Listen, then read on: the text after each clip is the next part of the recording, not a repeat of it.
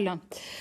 En Indre-et-Loire, toujours le ras-le-bol du maire de Savigny-sur-Latan. Il dénonce une différence de traitement entre la ruralité et les espaces urbains en matière de subventions. Dernièrement, il s'insurge contre la réhabilitation de son collège à la place d'une construction de bâtiments neufs. Pour lui, c'est le coup de trop. Franck Leroy, Luc Perrault. Alors voici la goutte d'eau qui fait déborder le vase, c'est la réhabilitation du collège de Savigny-sur-Latan. Nous, c'est un projet qui ne nous convient pas, c'est une rustine. Et ce qu'on aimerait, c'est un nouveau projet avec un nouveau collège pour accueillir la jeunesse du bassin savignéen dans de bonnes conditions. Un ancien collège construit en 1962 que le maire souhaiterait voir rasé au profit de bâtiments neufs.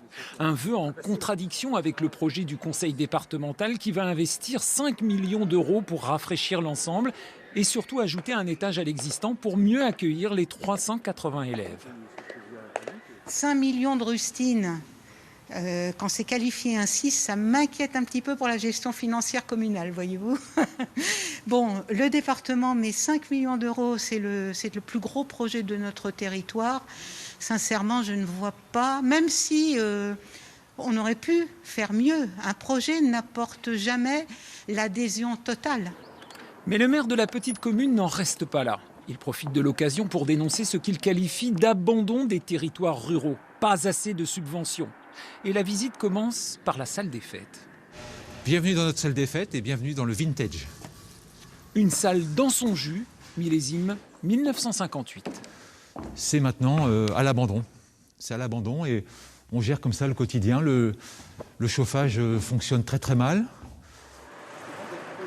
Plus loin, au fil des douves et des rues étroites, l'élu revient à la charge.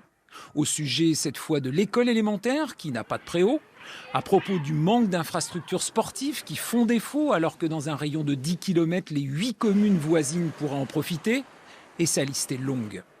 Élu maire pour la première fois en juin dernier, il pense malgré tout que sa bourgade a encore bien des atouts pour être attractive, que la désertification des campagnes n'est pas une fatalité, mais que pour cela,